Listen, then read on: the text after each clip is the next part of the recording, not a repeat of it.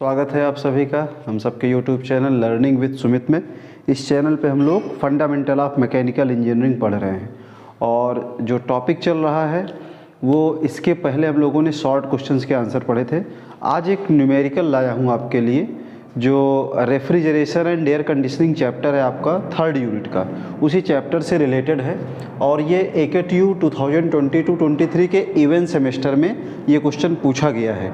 तो ये क्वेश्चन कैसे सॉल्व होगा इसको आप लोग ध्यान से हमारे साथ सॉल्व करिएगा और क्वेश्चन को सॉल्व करते समय कॉपी और पेन ये आपके पास ज़रूर होना चाहिए, इसका आप ध्यान रखिए। तो पहले हम क्वेश्चन पढ़ लेते हैं। क्वेश्चन ऑलरेडी बोर्ड पे लिखा हुआ है, बहुत इंपॉर्टेंट क्वेश्चन है। इसमें डेटा चेंज करके आपसे आपके एग्जाम में क्वेश्चन पूछा जा सकता है। तो क्वेश्चन में कह रहा है व्हाट इज रेफ्रिजरेशन इफेक्ट। ये थ्योरेटिकल क्वेश्चन है, इसका आंसर ऑलरेडी मैं शॉर्ट क्वेश्चंस में करा चुका हूँ। जब मैं आपको इंपॉर्टेंट शॉर्ट क्वेश्चन के आंसर करा रहा था तो रेफ्रिजरेशन इफेक्ट क्या होता है ये बता चुका हूँ। मेनली मेरा फोकस इस न्यूमेरिकल पे है जिसमें 1.5 kilowatt per ton of refrigeration is required to maintain the temperature of -40 degree Celsius. ठीक, यहाँ पे -40 डिग्री सेल्सियस टेम्परेचर मेंटेन करना है। किसको मेंटेन करना है? किसी रेफ्रिजरेटर को।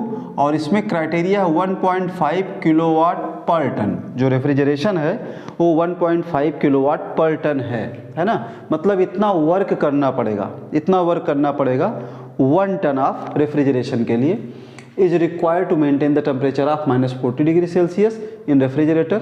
If the refrigerator works on reverse Carnot cycle, determine number 1 COP of the cycle. आपसे फर्स्ट पूछ रहा है कि इस साइकिल का कोफिशिएंट ऑफ परफॉर्मेंस क्या होगा, मतलब इस रेफ्रिजरेटर का COP क्या होगा। सेकंड आपसे पूछ रहा है टेम्परेचर ऑफ द सिंक का टेम्परेचर कितना होगा। नेक्स्ट पूछ रहा है heat rejected to the sink में कितना हीट रिजेक्ट किया जाएगा per ton of refrigerator. And heat supplied and COP of the cycle is used as heat pump. अगर यही साइकिल हीट पंप की तरह यूज किया जाए तब उसका कोफिशिएंट ऑफ परफॉर्मेंस क्या होगा और हीट सप्लाइड कितना होगा। इस तरह का ये क्वेश्चन है।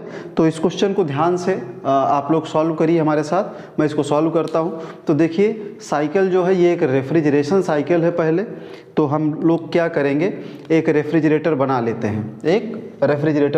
हैं। तो रेफ्रिजरेटर जो होता है, रेफ्रिजरेटर ये आपका रिवर्स कार्नोट साइकिल पे वर्क कर रहा है। ये वर्क कर रहा है किस पे? रिवर्स कार्नोट साइकिल पे। ठीक, ये कुछ इस टाइप से एक रेफ्रिजरेटर बना लिया। यहाँ पे जो टेम्परेचर है T2 और यहाँ का टेम्परेचर T1। ये आपका सिंक हो जाएगा। और ये जो T2 है आपका, ये वो बॉडी है, ये सिंक है, या आप कह सकते हो एटमॉस्फेयर, या फिर इसी को सराउंडिंग कहते हैं। एटमॉस्फेयर और सराउंडिंग कह सकते हैं। यहाँ पे जो वर्क डन है W डॉट हो गया, ये Q1 डॉट और Q2 डॉट। इस तरह से एक रेफ्रिजरेशन साइकिल हम लोगों ने बना लिया। अब हमें क्या क्या गिवन है इस क्वेश्चन में अगर देखा जाए तो क्वेश्चन में कह रहा है कि 1.5 kilowatt per ton of refrigeration है ना। तो इसमें जो हमें गिवन है इस क्वेश्चन में, जो क्वेश्चन में गिवन है मैं यहाँ लिखता हूँ। इस क्वेश्चन में हमें गिवन है W डॉट दिया हुआ है 1.5 किलो वाट। ये क्या है? 1.5 किलोवाट क्या है? W डॉट है, वर्क डन है ना। और ये वर्क डन कितने पे हो रहा है? Per ton of refrigeration. Per ton of refrigeration का मतलब होता है 1 ton of refrigeration. 1 ton of refrigeration का मतलब होता है 3.5 किलोवाट। 3.5 किलोवाट या फिर 3.5 किलो जूल पर सेकेंड भी इसको हम लोग लिखते हैं। तो 3.5 किलोवाट हो गया 1 टन ऑफ रेफ्रिजरेशन है ना। तो पर टन ऑफ रेफ्रिजरेशन की बात कर रहा है, मतलब इतना हीट रिमूव कर रहा है तो 1.5 किलोवाट वर्क करना पड़ रहा है। इसका मतलब ये क्या है? ये आपका Q2 हो जाएगा। तो आपको दिया हुआ है W 1.5 किलोवाट और Q2 आपका हो गया 3.5 किलोवाट। इससे पूछ क्या रहा है? COP of the cycle. तो फर्स्ट आपसे पूछ रहा है फर्स्ट का आंसर जो होगा COP ऑफ द साइकिल। तो साइकिल क्या है? रेफ्रिजरेशन। फार्मूला होता है Q2 dot upon W dot, Q2 dot upon W dot, है ना। हीट ट्रांसफ़र रेट होता है, इसलिए इसको हम लोग डॉट लगा देते हैं, Q2 डॉट से रिप्रेजेंट करते हैं, क्योंकि यहाँ पे ये विद रिस्पेक्ट टू टाइम आपका हीट ट्रांसफ़र हो रहा है। तो COP ऑफ रेफ्रिजरेटर होता है Q2 डॉट अपॉन W। अब देखिए यहाँ पे जो Q2 डॉट है ये कितना है? ये है 3.5 किलोवाट अपॉन 1.5। कैलकुलेटर लगाइए और ज़रा बताइए 3.5 डिवाइडेड बाई 1.5 अगर हम करते हैं तो कितना आएगा? तो इसमें डेसिमल से डेसिमल आपका कैंसिल हो जाएगा, ये आ जाएगा 15 2 जा 30, तो 2 फिर 5 आ गया, 15 3 जा 45, तो 2.33। तो फर्स्ट क्वेश्चन का आंसर हो जाएगा COP ऑफ द साइकिल कितना आ जाएगा? 2.33। फिर सेकंड आपसे इसमें कह रहा है टेम्परेचर ऑफ द सिंक, है ना, मतलब T1 कितना होगा? T1 कितना होगा? T2 हमें गिवन है, हमें T2 गिवन है। T2 कितना दिया हुआ है? T2 दिया हुआ है -40 डिग्री सेल्सियस। ये इक्वल टू हो जाएगा -40 प्लस 273, इसमें अगर हम ऐड कर दें प्लस 273 ऐड कर दें तो ये केल्विन में चेंज हो जाएगा, है ना, ये केल्विन में चेंज हो जाएगा। तो ज़रा -40 प्लस 273 करिए और हमें बताइए कितना आएगा। जल्दी से आप लोग कमेंट कर दीजिए फटाफट कितना आ रहा है।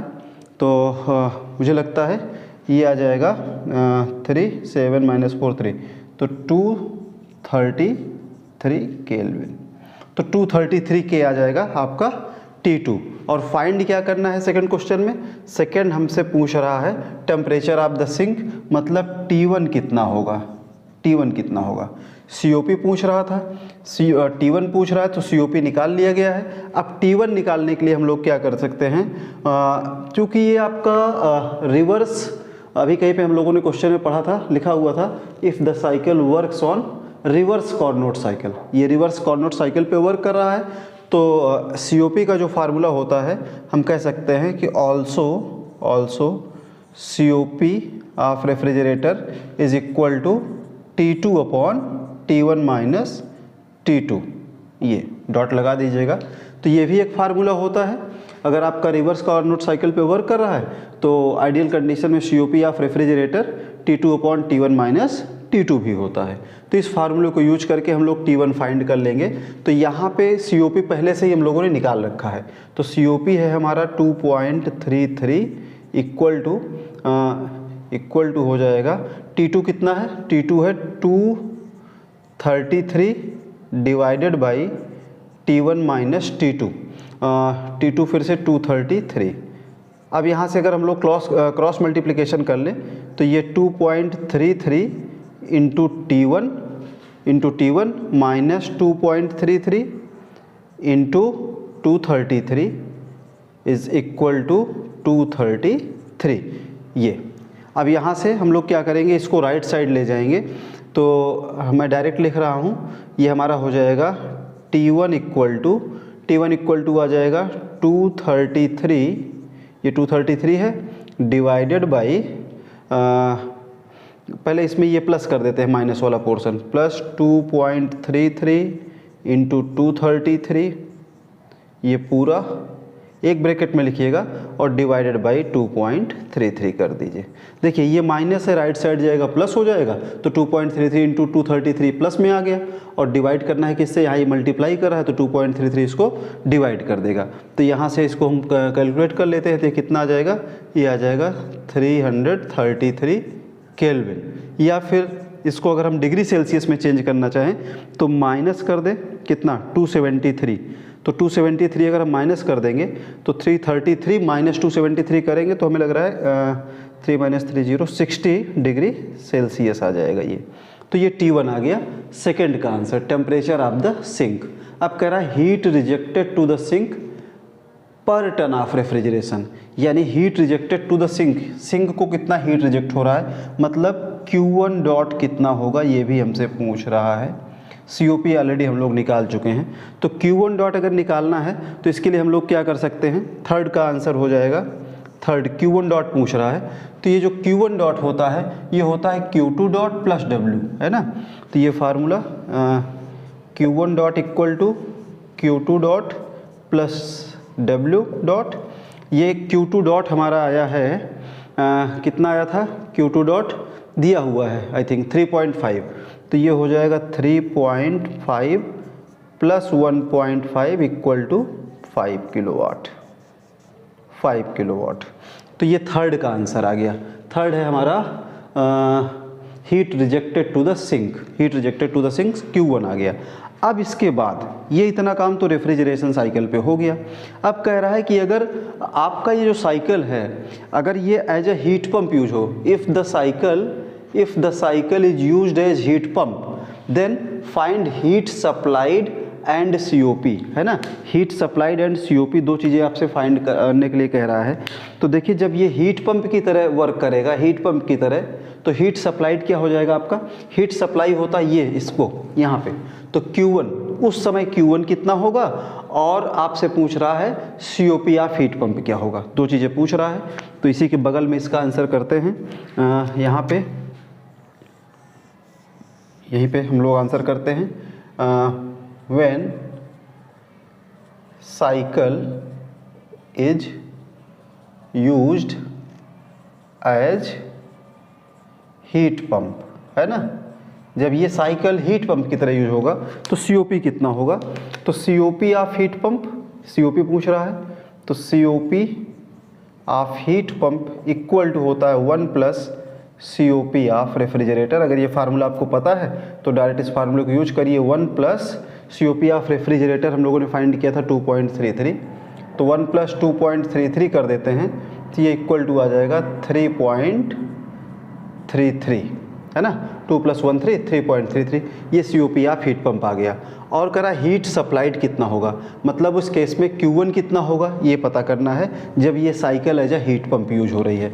हम लोग इस समय बात कर रहे हैं आंसर नंबर 4 की, ये जो 4 नंबर पूछा है इसकी बात कर रहे हैं।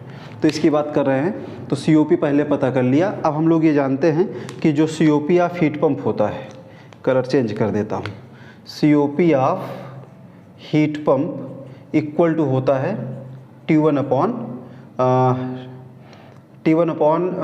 T1 minus T2।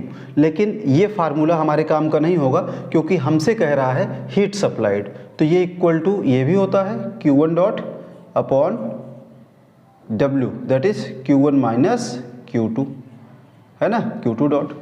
तो COP ऑफ हीट पंप हमें पता है, और Q1 माइनस Q2 क्या होता है, ये W होता है, मतलब यही आपका होता है Q1 डॉट अपॉन W, ठीक। तो डायरेक्ट इसको यूज कर लेते हैं। तो COP ऑफ हीट पंप, मैंने सब कुछ इसलिए लिख दिया कि आपको पता होना चाहिए कि हम लोग इसमें क्या क्या फार्मूला यूज कर सकते थे, जैसे यहाँ पे यूज किया था।